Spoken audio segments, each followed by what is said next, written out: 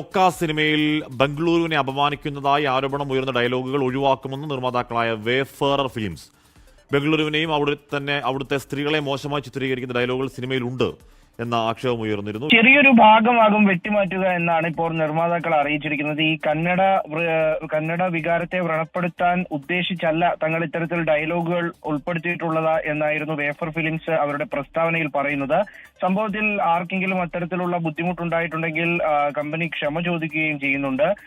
മാത്രമല്ല ഈ ചിത്രത്തിനെതിരെ ഏറ്റവും പ്രധാനമായിട്ടും ദേശീയ അവാർഡ് ജേതാവൊക്കെ ആയിട്ടുള്ള കന്നഡ സംവിധായകൻ മൻസൂർ സമൂഹ മാധ്യമങ്ങളിൽ ചില പരാമർശങ്ങളൊക്കെ നടത്തിയിരുന്നു. അതായത് ബംഗളൂരുവിനെ മൊത്തത്തിൽ ഒരു മയക്കുമരുന്നിന്റെ കേന്ദ്രമായും അതിന്റെ തലസ്ഥാനമാക്കിയുമൊക്കെയാണ് സിനിമയിൽ കാണിച്ചിരിക്കുന്നത്.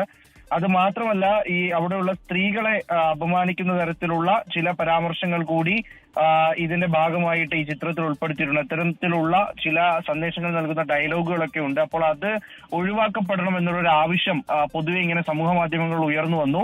അതിന് പിന്നാലെയാണ് ഈ ദുൽഖർ സൽമാന്റെ പ്രൊഡക്ഷൻ കമ്പനി ആയിട്ടുള്ള വേഫർ ഫിലിംസ് ആ ഭാഗങ്ങളൊക്കെ തങ്ങൾ ഒഴിവാക്കും, ആ ഡയലോഗുകൾ വെട്ടിമാറ്റും, അല്ലെങ്കിൽ അവിടെ മ്യൂട്ട് ചെയ്യും, അത് എഡിറ്റ് ചെയ്ത് ഒഴിവാക്കും. ഇനി അത്തരത്തിലുള്ള ഡയലോഗുകൾ ഇനി ചിത്രീകരിക്കുമ്പോൾ അല്ലെങ്കിൽ ഇനി പ്രദർശനം നടത്തുമ്പോൾ ഉണ്ടാകില്ല എന്നുള്ള തരത്തിലൊക്കെയും അവരൊരു വിശദീകരണം നൽകിയിട്ടുണ്ട്. എന്തായാലും ചിത്രം ബമ്പർ ഹിറ്റായി ഓടിക്കൊണ്ടിരിക്കുകയാണ്.